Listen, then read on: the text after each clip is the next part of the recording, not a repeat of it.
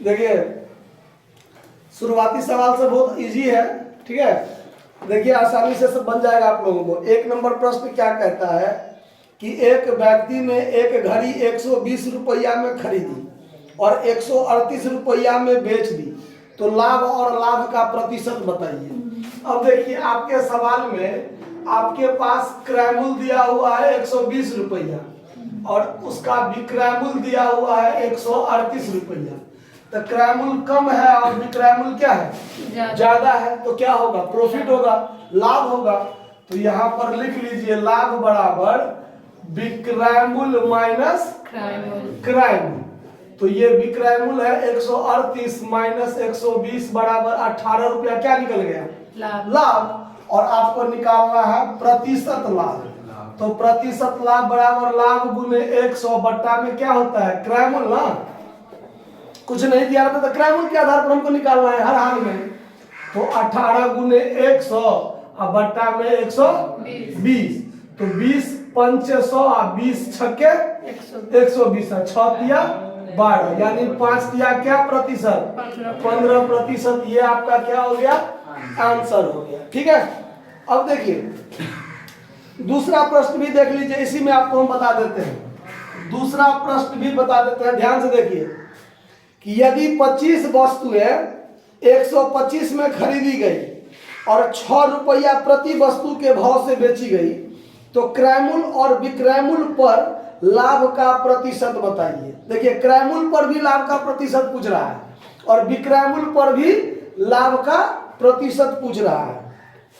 तो देखिए सवाल में क्या बनाना है आपको कि आपके पास क्रय मूल्य पता है कि 25 वस्तु है, 125 में खरीदा है, तब 125 रुपया हो गया क्रय मूल्य। विक्रय मूल्य के बारे में आपको कहता है कि 6 रुपये प्रति वस्तु बेचे हैं, 25 गो वस्तु है और 6 रुपये प्रति वस्तु बेचे हैं, तो 25 छक्के 150 रुपया क्या हो जाएगा, 25 गुने 6 कर लेना है, 25 गुने 6, ये आपका क्या हो गया, विक्रय मूल्य।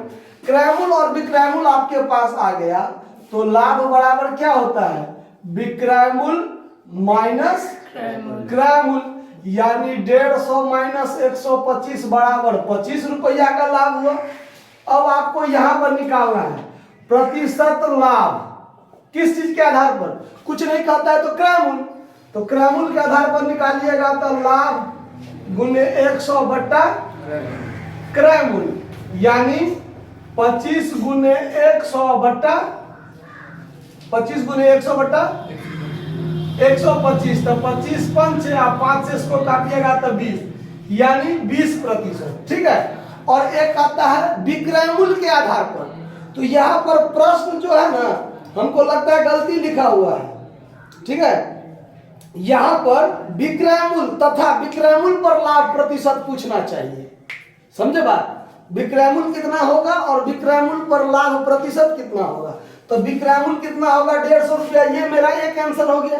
और लाभ प्रतिशत किसके आधार पर, विक्रय मूल्य के आधार पर। तो आपको ये आंसर नहीं दिया हुआ है, प्रतिशत लाभ विक्रय मूल्य पर, किस पर, विक्रय मूल्य पर। तब आपको क्या करना है, लाभ गुने 100 बट्टा नीचे में क्या रखना है, विक्रय मूल्य, यानी लाभ हुआ 25 गुने 100 और बट्टा में 150, 150।